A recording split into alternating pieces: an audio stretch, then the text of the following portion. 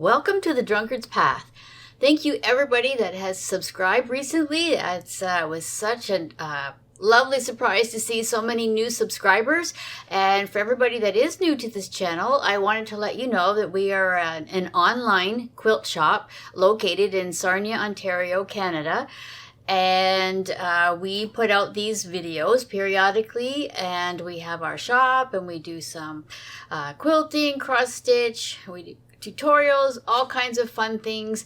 So if you wouldn't mind, if you haven't done so already, is hit subscribe and like. And what we do is each week each video we have a prize for anybody that has commented. So if you leave a comment, that would be extra nice. We have this charm pack this week for anybody that leaves a comment, likes, and subscribes. And previous winner from our last video is this 1 yard of Beautiful Day by Corey Yoder.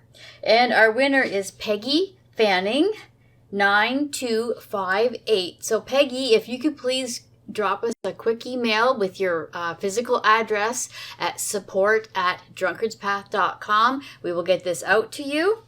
And also to say thank you, every 3 months we have a bigger contest where we have this quilt kit this time.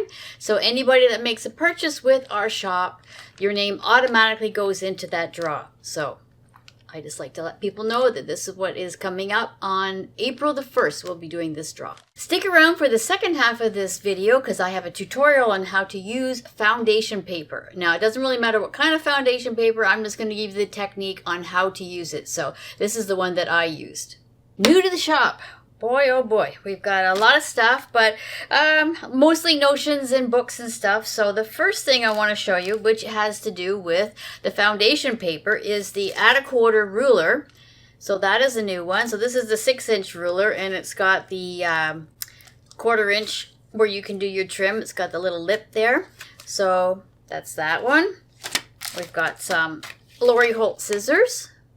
3 more charms for like a zipper pull or wherever you want to put your little charms. One's a cat, a wreath, and I'm covering it up, a pumpkin.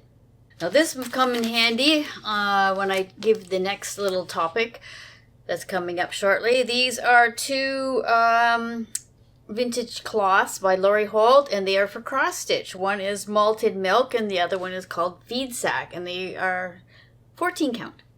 And I thought I'd stock up a little bit on our foundation paper. So we have the 4-inch vintage kite.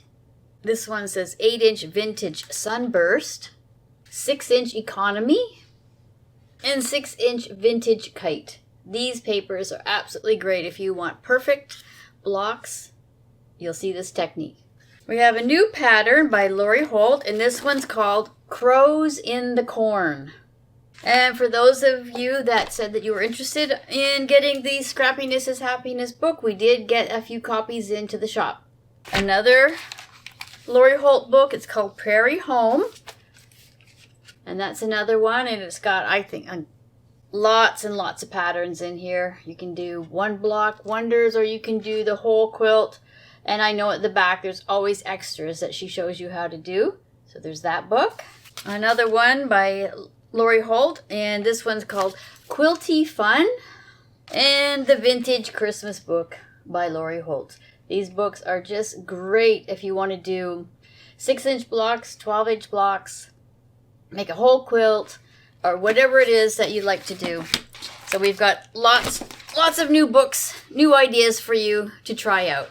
We thought here at Drunkard's Path that maybe some people that are local could have an interest in cross stitch. So we thought we'd give a free class in the shop for maybe the first 6 people that are interested. I mean, it's just space is limited, but if you are interested, I will hold a free class on showing you how to do the cross stitch technique.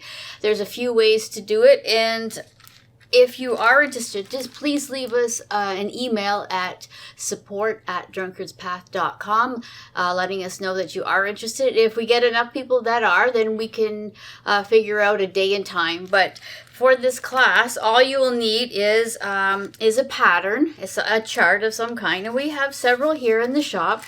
So if you go onto our website and look under the cross stitch, you'll see that there's several charts, or maybe you've got one tucked away someplace that you want to pull out. And we also carry 8 cloth, 14 count and 16 count, different types. And we also have a little bit of linen as well, but you may also have your own type of fabric that you can use. We do not carry the floss here, but we do have needles. So we have the tapestry needles if you needed those. But Michael's in town does carry DMC, and your favorite needlework store, I'm sure, has all kinds of floss, and whether it be cotton or silk or whatever it is that you would like to cross stitch with. But check your pattern, see what colors that are necessary, and we can sit down and I can show you from like start to finish on how to cross stitch. It's I love it. I can sit there for hours and hours at night just cross stitching. It's just something about it that just kind of relieves the tension, relieves everything from that day. You can just sit back and really relax and enjoy your cross stitch piece. It's a lovely, lovely art. So we're really happy to be able to offer this to anybody that is interested. I wanted to show you something that one of our customers made. I saw this at our guild the other night, and I asked for her permission if we could please show her quilt. She had come into the shop and had a look around and bought all her fabrics for this beautiful baby quilt that she was making for her friend's daughter who is about to have her baby. And I just thought it was just so unique and so well put together that I asked her, could we please show this on our video? And she said, oh, absolutely. So here's a picture of her beautiful quilt that she made of the bear in the trees. And I just thought, wow, that is just, it was really, really well done. And we thank you, Leslie Green, so much for this addition to our video. Thank you. Now we're to the section of what have I been working on? Well, I've been sewing and sewing as quickly as I can to try to get enough content into these videos because we love making these videos. And the biggest thing about them is that we want to inspire you as much as possible. So if you run out of ideas or something, maybe you'll see one of our videos and say, hey, you know what, I think I'd like to try that. And so hope we'll give you color inspiration as well as like quilt alongs or sew alongs. We do like to point out as much as possible free content whenever we find it. So this is what I have been working on lately is each month I've been telling you about Shelley McConnell. She puts out a new blog the first Monday of each month on her A Quilting Life webpage, and I will link that below. So this latest one that came out, the March block, is a little heart. You can see in the middle, that's the block, and then the outside is the log cabin. So each month the log cabin is the same, but the middle, or the block in the middle, does change from month to month.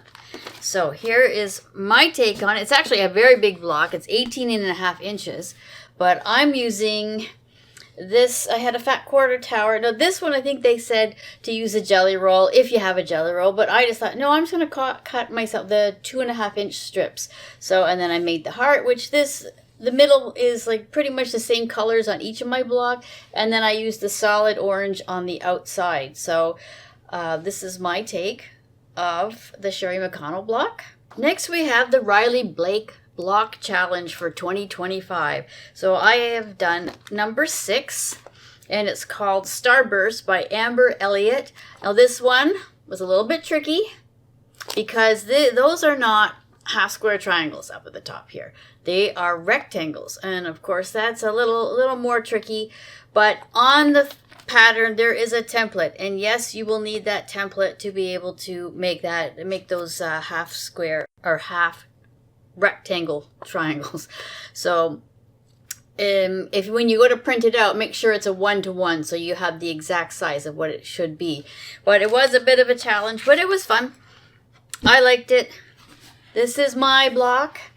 So this is block number 6. And it turned out okay. I like the greens. I think it's really pretty. This one is going to be very colorful, this whole quilt. And number 7 did come out. I ran out of time. I did not get a chance to put that one together. I had a debacle this week with our fridge went on the fritz, and it was just like, oh my gosh. Let's get that food out of there. Let's put things in. I had a small little mini fridge. I had coolers filled with ice. You name it. It was just panic mode for a little while. And get stuff out of the freezer. Go buy a new fridge. And then that came. And all this time, that was cutting into my sewing time. And I'm like, no, I need that time. But anyway, I did not get block 7 done, but I will have it for the next video. But I did get caught up on my temperature quilt. I got to the end of February. So this is my strip for the whole month of February. So you can see that we're starting to change a little bit with our colors. And this month I'll probably get more, maybe the oranges and yellows or something. But I have 2 months now done. So, and it wasn't that much effort, and you just go day by day, write it, and maybe wait a week or two, and then you sew all those blocks, and then wait again, and then, I can't imagine anybody doing it every single day, but if you do it like that, it does tend to go a little bit faster, but I think it's going to be a really nice looking quilt at the end. Next, I want to show you what I made with the foundation papers that I have here, the courthouse steps. I made 4 of these blocks, and I put them together, and I built around it to make this little topper that I use underneath my featherweight. So you can see these 4 blocks. One of them is actually going to be in the tutorial that's going to be coming up shortly. So they all came out just absolutely perfect. Using those foundation papers, I added some border, and I have this beautiful, really feminine looking fabric for a table topper that I use under my featherweight machine. And I have another wall hanging that I just made this morning. I didn't get a chance to quilt and bind it, but what I did, I just want to show you this idea that I was given this flowers and chocolates quilt pattern. Well, actually, it came into a kit that I had, and I saw the quilt, and I thought I didn't want to make the whole quilt. I just thought, okay, I like the flower block. I think it's really cute, and I thought with spring coming up, I'm just going to make 3 of these flower blocks and make it as a wall hanging. So if ever you see something in a quilt that maybe you don't want to make the whole quilt, or you just want to cut it down, maybe from like, if there was like a queen size or a double quilt, and you want to make a lap size or whatever, just cut down to the blocks that you like and make it your own. So that's exactly what I did with this. So this morning, I put 3 of these flowers together. So I'll just show you from the top to the bottom.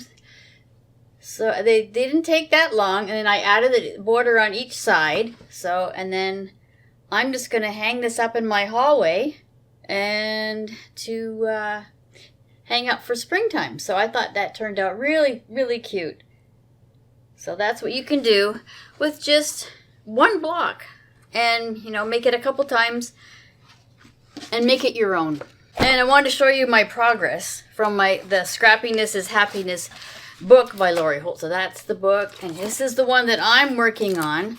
So I am not making it to the size that it calls for in the book. I'm making it a little bit smaller, but I just want to show you all the blocks that I have completed, but I'm not quite there yet. I don't know, there's 20 something blocks I think I got done so far, and maybe there's 10 to go. So they sew up pretty fast, and I am doing this one on my featherweight. So they're all different, they're all scrappy. So I'm using up my scraps little by little, but I swear that pile just doesn't go down. But I'm putting forth a pretty good effort. So there's that one, and hopefully on the next video I can show you that I've got the top done. And I do want to show you that I did finish a quilt top. So yay, my friend Pat's going to be so proud of me, because she's saying, oh, you can do it yourself. And I did. I quilted this myself, and I've shown this as a quilt top, but now I can show you as a fully finished quilt. So yay. So here's my finish. Here's the bottom. And don't ever think that you can't quilt it yourself and finish it off. So if I can do it, you can do it. Just put your walking foot on your machine and go, go, go. A few more things to show you here. This is my cross stitch meets quilting section, and what I did was I took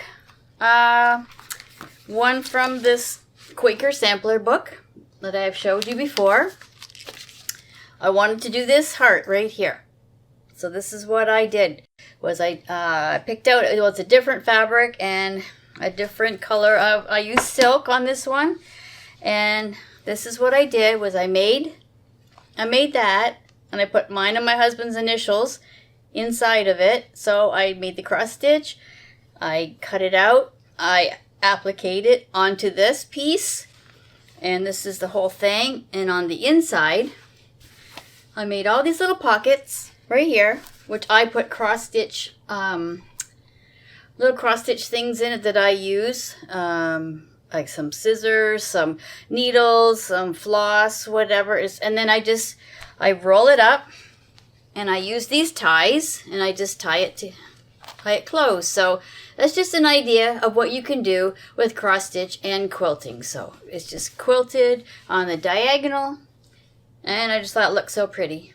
The next one I wanted to show you is that I just got recently. It's from Primrose Cottage, and they put out a free cross stitch pattern the first Thursday of every month. And how you get this pattern, and I'll show you.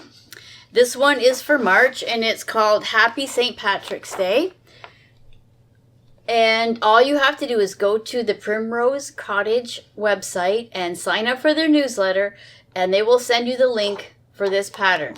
So that's every month you get something different.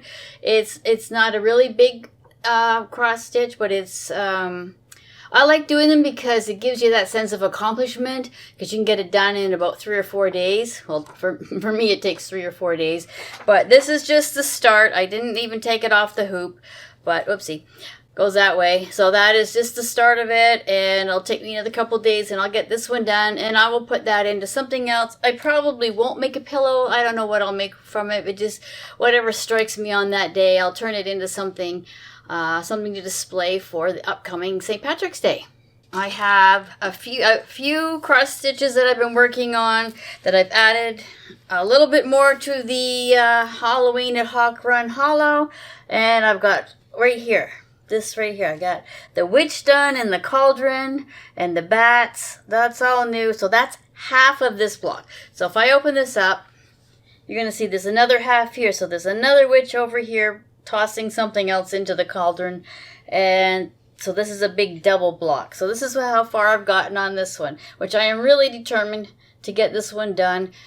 I don't know if this year, but I'll try to work on it as much as I can, because I would really love to see this one completed. I've been in the Halloween mood, so I picked this one up as well.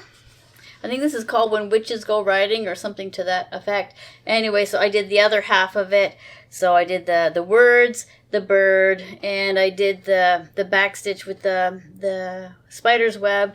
So there's still another 3 sections that go down below, but stitch by stitch. And I did a new start.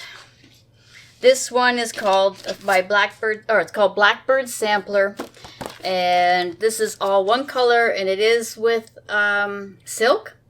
And I used the 103s. This is the first time I think I've really used that one. And on the 36 count. And I love the contrast between the 2 colors. So I have the black. So I just started the border up here. Actually, it takes me quite a while to do that, because these are very small stitches. But I'm just like, I wanted to try it out and see what it was like. So I'm just going to, plug away at it and see how far I get with this one. But it's going to look really sharp, I think, when it's done. And now here's a tutorial on how to use foundation paper. Today I'm going to show you how to do foundation paper piecing. It's basically the same technique for most different types of blocks. But today we're going to do the courthouse steps, and I'm going to use this foundation paper that we can get for you in the shop. We have other different types of blocks, but this is a 6-inch, and they come in different sizes, and you can just see this is what they look like. You get, I think there's like 40 in a book, or 42, says right there, 42. So we're going to do this one, but I'm going to use this fabric because it's more of a contrast, so you'll be able to see it better. So this is the paper. It's nice and thin. And these are the tools you're going to need. I use pins to hold my fabric to the paper, and I'll show you how I do that. I use the, just to get started, I use the glue stick, which is for fabrics. So that one, it won't harm your fabric at all, and it dries clear, and it's a non-issue. I have this ruler, and this is called Add a Quarter. Now this is the 6-inch one. I think it comes in, I don't know if it's a 10 or a 12-inch, but I'm just using the small one. And again, we can get this ruler for you if you so desire. And another trimming ruler. And instead of an iron, I use the seam roller. So if you've got one of these, pull it out. But I have in the past, I have ironed straight on the paper, and it doesn't do a darn thing to it. So it says not to, well, don't use steam. Just use like your straight heat on your iron and turn off the steam function. So yeah, I have iron straight on here, and it hasn't ruined the papers at all. But we're going to use the seam roller for today. So let's get started. Now you're not going to need a light table for this. What we're going to do first is we're just going to fold back our edges. Now I just take this tool, this ruler, and you can use any ruler, but this one is tapered, and you can see it's skinny here, thicker here. So I'm just going to put it on that line. I'm just going to do that. Go one, and then on the other side, I'm going to go this side and over here. So you can see on the back, you can see where you've made those folds. Now this is the side that we stitch on, okay? So you can follow these lines. This is the side where we put the fabric. Now this paper tells you, okay, see how it's a little bit shaded? These are where the dark colors go, and these are where the lighter colors go. So I follow what it says in the book it tells me instructions on how to cut things out right here. The cutting, and this tells you exactly how to do it. So this gives me my exact sizes, which I have already cut out. So it says the first one is going to be the dark. So I'm going to take my glue stick, and I'm just going to put just a bit. You don't need much. It just holds it in place. And then I'm just going to put that in approximately the center. Just kind of eyeball it. Okay, and then next one says 2 and 3. So we're going to take their next ones, which are light, because it tells me so. And I'm going to put it on here. Now what I'm going to do is I'm going to pin it, but I'm going to pin it over here so I do not have any issues with my sewing machine. It just holds it in place because you're kind of sewing blindly. You're going to sew on this line. Start and stop. I go maybe a stitch or two before and a stitch or two after. But you don't want your pin in the place. Set your machine at a 1.5, 1.6 stitch length. And the reason for that is because you're going to be able to pull these papers off very easily when you're done. So let's do the first one. Okay, so I'm going to place it in the sewing machine. The pin's going to keep it in place for me. Now, I am standing up, and it's a little awkward for seeing it on this angle, so hopefully we'll get it right the first time. We're not bad.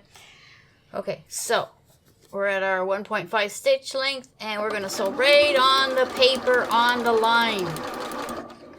Okay, trim there. And you can see where that is sewn. And I'm going to take my pin out, and I'm going to show you right here real quick.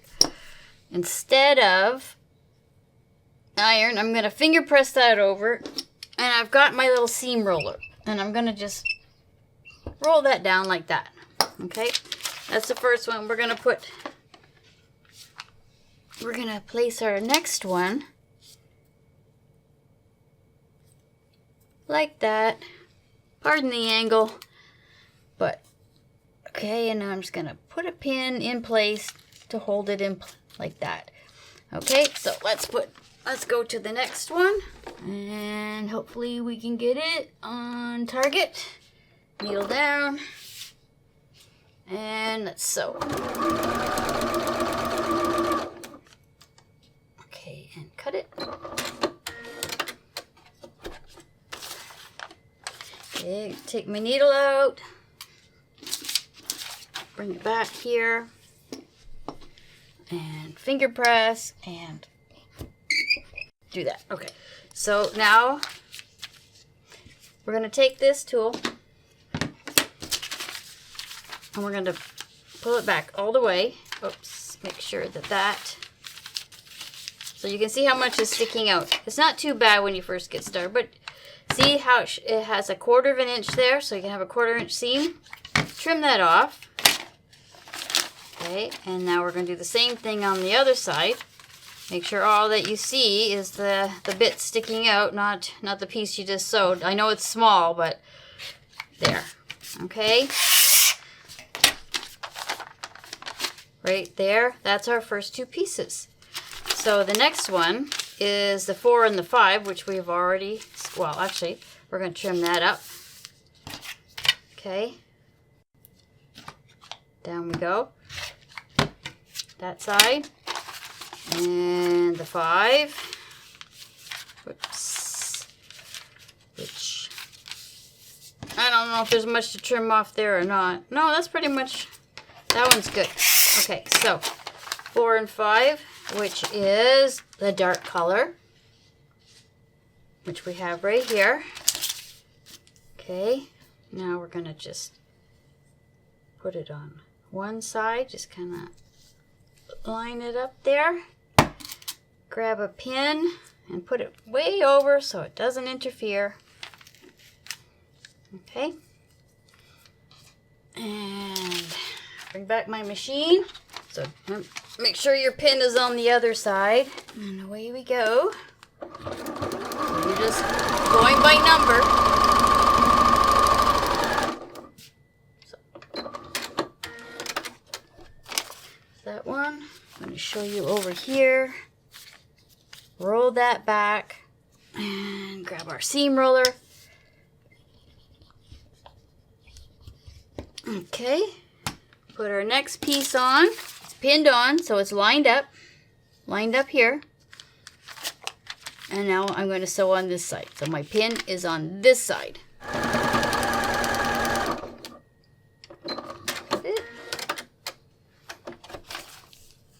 Flip that over. Just nice finger press.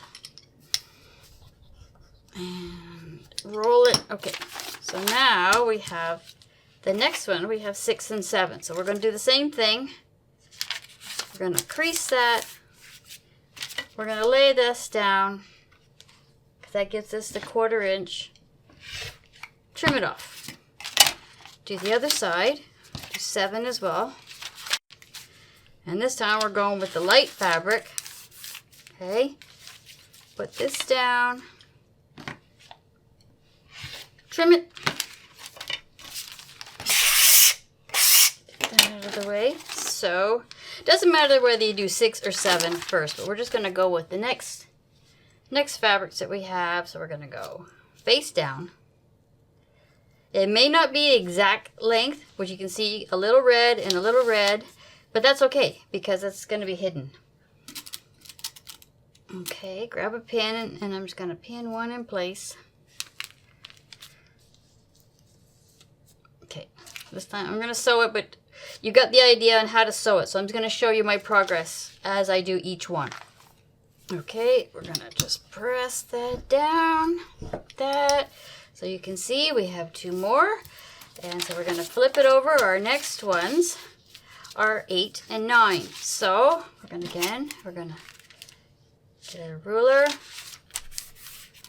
over, and we're going to trim our edges.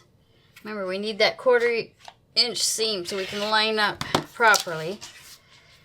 And spin it for the 9.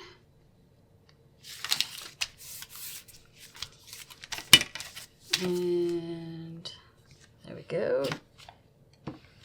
Trim.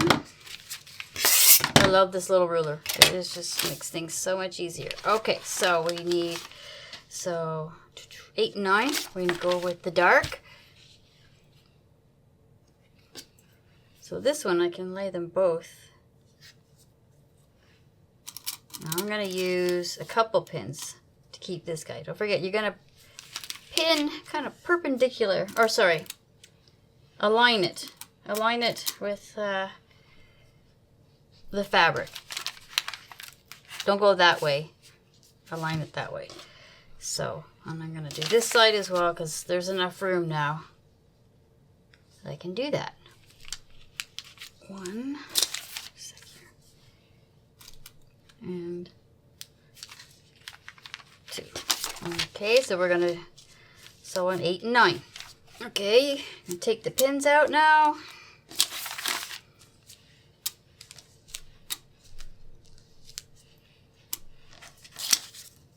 Fold it over.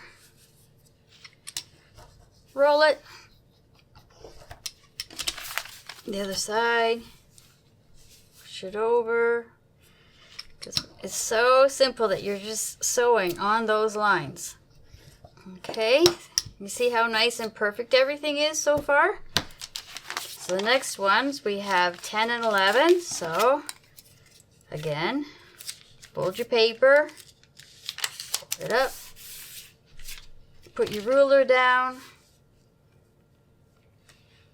and trim. Other side.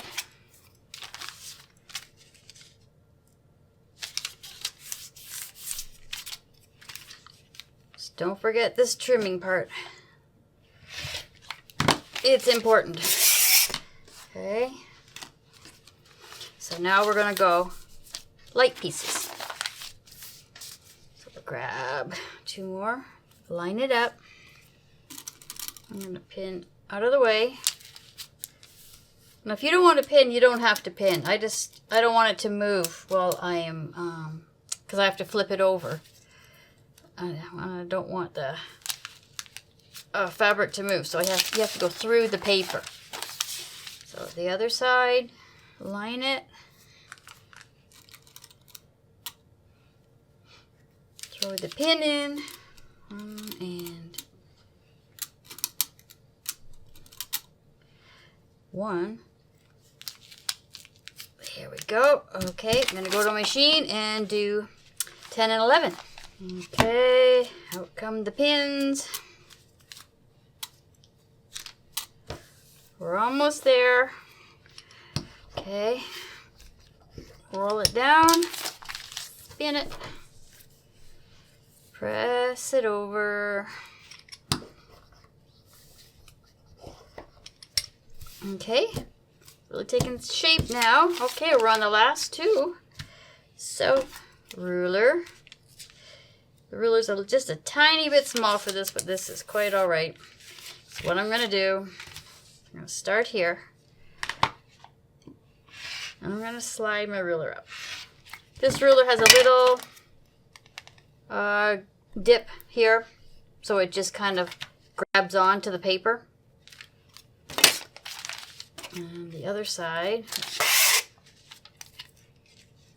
the last one on the line, trim,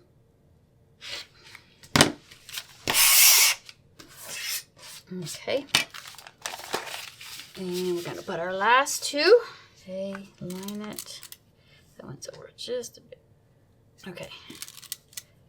This one, I think I'll use 3 pins. I just don't want it to move. I don't know if this is any faster to do it this way, but it is a lot more accurate.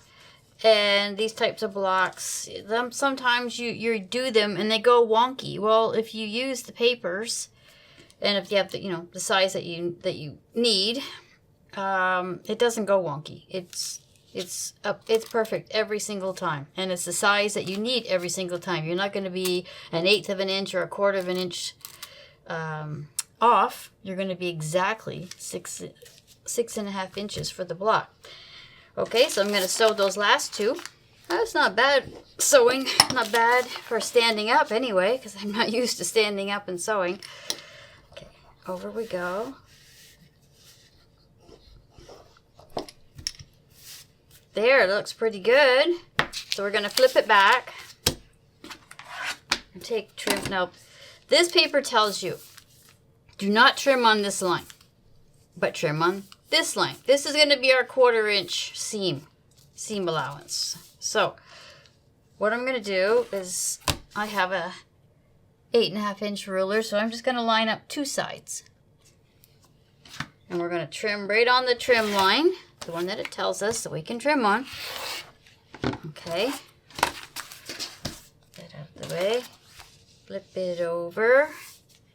And then we're going to trim the other 2 sides. Let me see, can't see, pardon my head. Okay.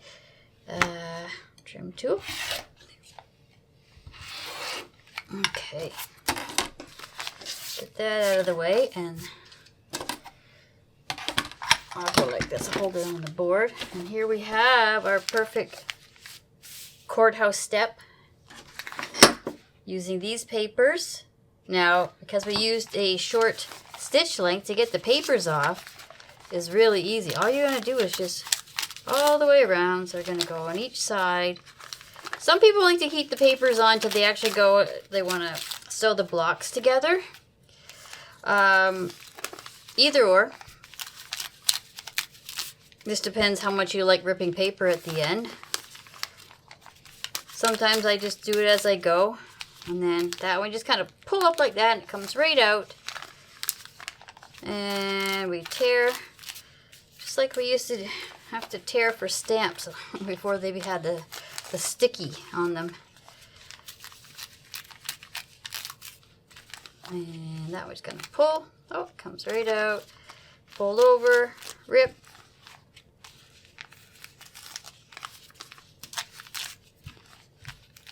Couple more. So if you use a stitch length that's farther apart, you might have little bits of paper that stay behind. And this, as we went nice and close, it just rips right out like that. And then the last one where we had the glue, there we go. There it is. Perfect 6.5 inch block every time.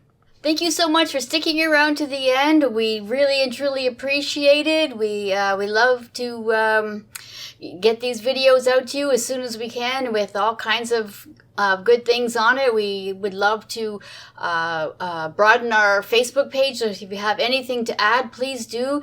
Just add it to the comments. Show us what you've been working on. And as always, keep sewing, keep stitching.